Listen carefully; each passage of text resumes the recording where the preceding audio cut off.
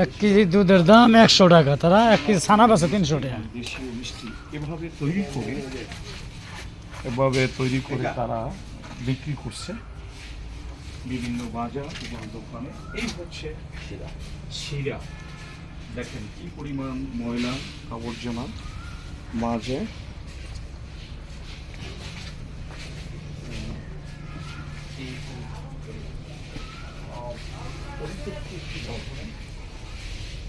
তারা মিষ্টি বানাচ্ছে এবং ময়লা